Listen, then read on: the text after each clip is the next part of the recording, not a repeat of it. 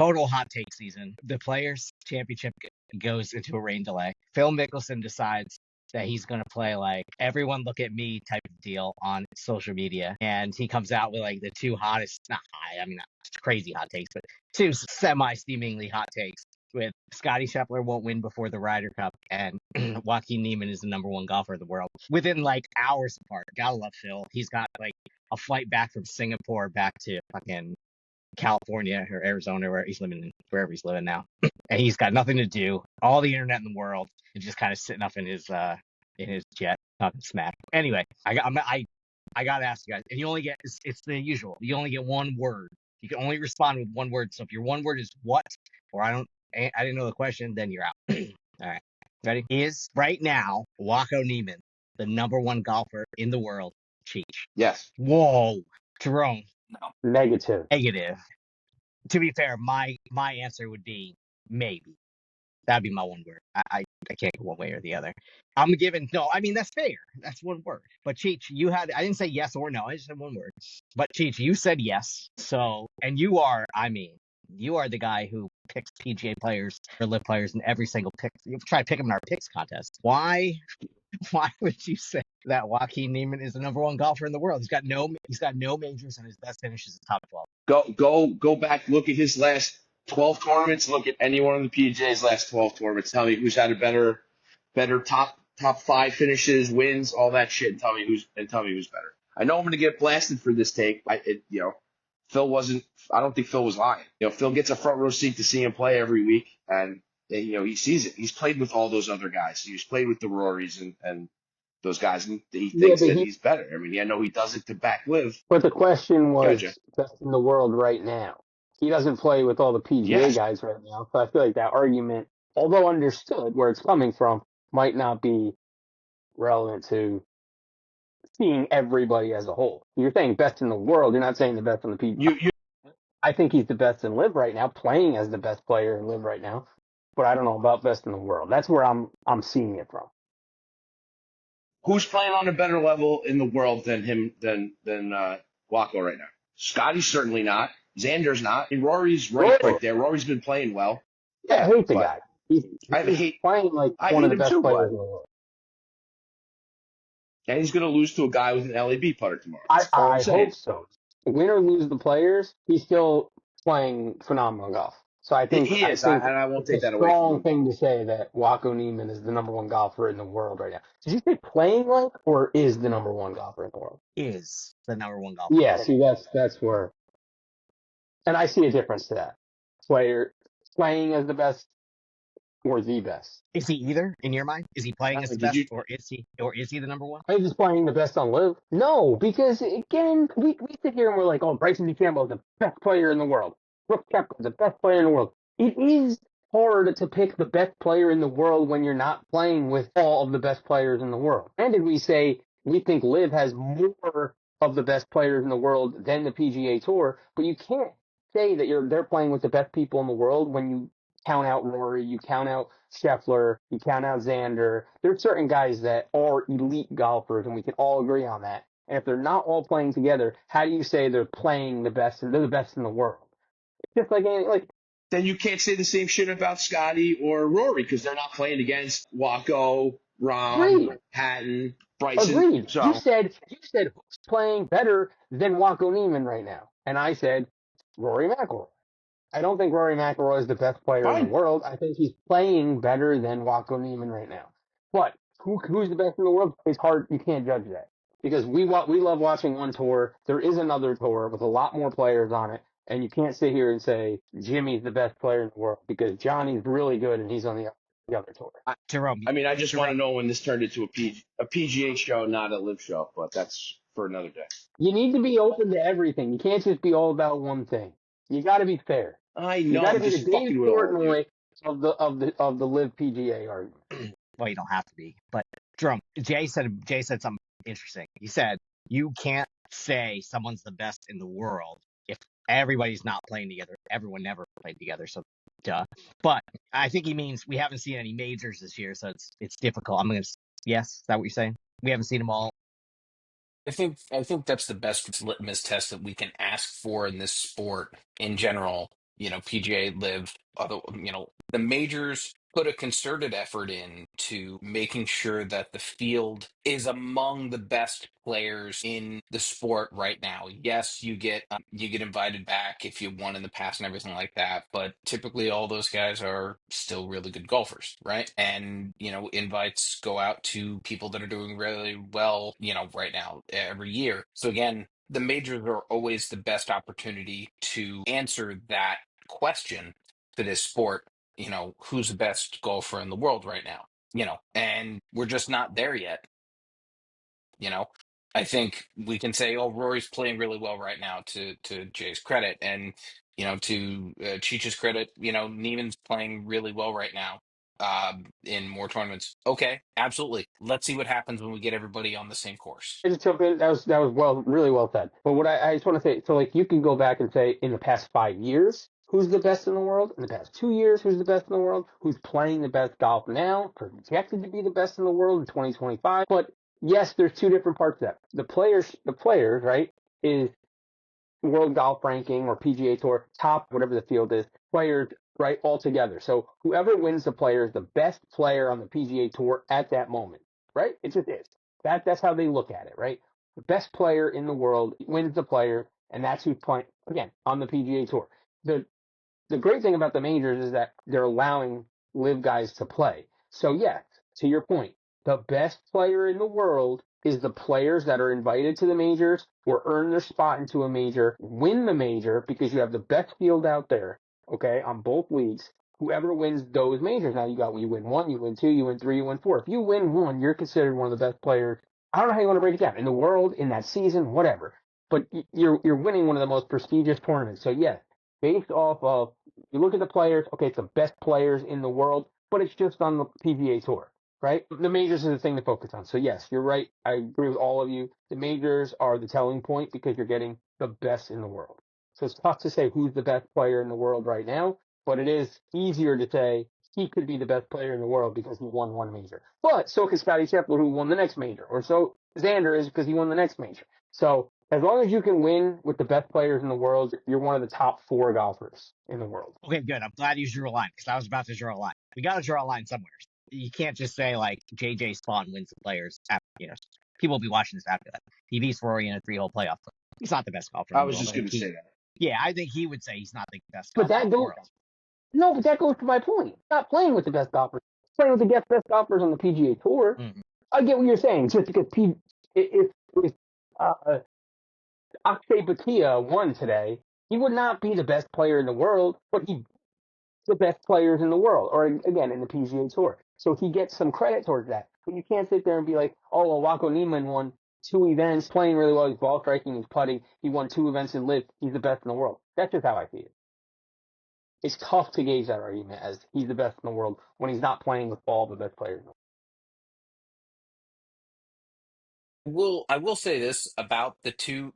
One thing I just want to interject, Aaron, and I don't mean to cut you off necessarily, just something that kind of popped in my brain and I just feel like it needs to be said. The interesting thing that I feel like about PGA versus their format versus the way Live does things is that in terms of conditions, everybody's playing on the same field at the same time. So if it's windy on the course, all players are dealing with that wind at that particular time. Now again, not to really get nitpicky about it, but yes, you could be in a different angle and seeing the wind come one way. But the fact of the matter is, if you start getting 30-mile-an-hour gusts, everybody on the course at the same time it's not like PGA where, some of the lower ranked guys are going out in the morning and might have absolute dog shit conditions. Rory has the late tee times where it's much warmer and everything, the ball's going to go further and, the conditions got better over the day. The better players get the better tee times later in the day. I mean, it's set up to For fuck TV. over It's set up for TV. It's set up for TV. right. Right. But but so is Live. Live is set up for TV. Live is set up perfectly for the nanosecond attention span of Americans nowadays, where it's like everything boom, boom, boom. Sure. I mean, there's so many ways. I mean, shotgun start is close to leveling the playing field. Like you said, it's never going to be perfect. But the shotgun start does kind of eliminate poor weather versus good weather tee times for sure. It definitely does it. Can I ask you a question here? But hang on one second. But does the changing of the fields and at PGA events, like the difference of who you're playing each week versus LIV, where you're playing the same players week in and week out, does that come into play at all? Like small fields, same guys, probably. I'll be fair. Probably 12 guys who shouldn't be in a professional golf event versus the PGA events, which there's almost no guys who shouldn't be there. There's probably a couple, like a sponsor's exemption or something like that, but there's probably almost no guys who shouldn't be there. I love to do the leaderboard, back and forth, and I think LIV will always have a better leaderboard than the PGA because there's just a higher percentage chance with 54 holes that the better golfers are going to go out and perform well, which is why LIV is built that way. But on the PGA Tour, 72 hole, grinded out. I think that guy, I don't even know the guy's name, Danny Walker, I think. He's like the second to last guy to make the field and finish top 10. And he's gonna get his card for next year. Yeah, I mean, like, so you're not gonna. So did Bud Cauley. Right. So you're not gonna get that. Now, there's two ways to look at that. Those guys aren't playing at the PGA level, in the big event level, all the time. Sometimes they're playing Corn Ferry events. Sometimes they're playing, the off week events or whatnot. Whereas the LIV guys are playing every single week against Ron, Hatton, Brooks, Bryson. Like, you have to play well for 54 holes. While these other guys can, go to Puerto Rico for a month or whatever and take some time off to go beat up on lower level guys. So it's weird. It's different. I'm not saying that it's just very hard to again, to Jay's point, it's very hard. That's why I said maybe. It's very hard to say which side of this can actually say we have the number one best player until they play against each other. I don't want to necessarily speak on something I don't know the answer to, but we got some smart guys here. Is there a difference between the World Golf Rankings and the FedEx Cup standings as far as how it is done? So in FedEx Cup, you win, you get a certain amount of points. So like the players were 750 points, you move your way up, right, based on wins. World Golf Ranking is based on what? Money made. No, the World Golf Ranking is based on. There's a second part to my question. I'm just curious on this part. They put a field strength on every single event, so they rank. So they'll rank every golf league except for LIV.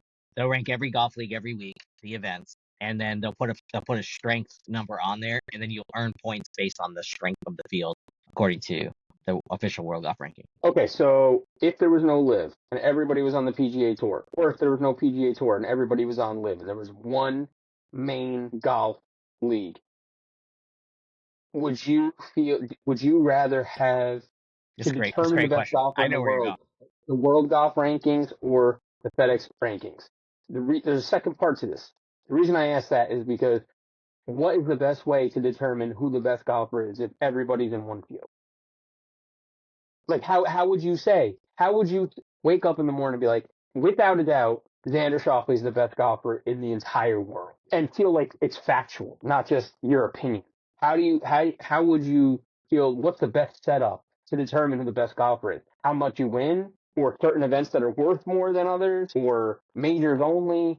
Does everything have a different, what would you feel like? All three of you, I'm so curious on that. It's a great topic, because how would you as an individual determine the best golfer in the world at any given point? So Jay, are you also saying, like, so there's no LIV, there's no DP World Tour, it's just one gigantic, everybody's playing on the same thing, right?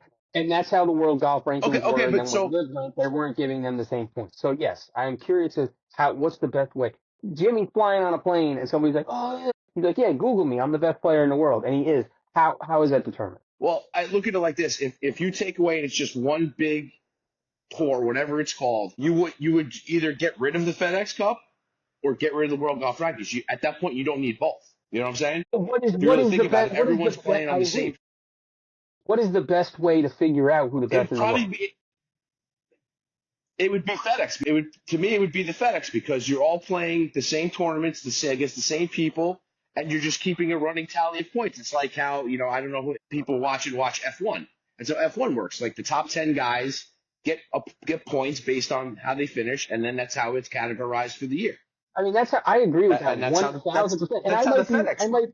I might be wrong, but that's how I would do it. If I was running a golf league, it's the easiest way to figure it out. If you're good enough and you win, you get points. You come in 500th and and that's zero point 0.7 points, you get 0.7 points. You win, you get 750. That's the only way to determine the best golfer in the world because it's running standards throughout a tour, the Butterfield Championship or whatever, out in friggin' Bermuda, all the way down to a major, best in the world. I'm glad you're saying this, which is why LIV's format for this is far superior than the PGA's format for this, because the PGA is stuck to the OWGR and the FedEx Cup system. They have two systems which don't align with each other.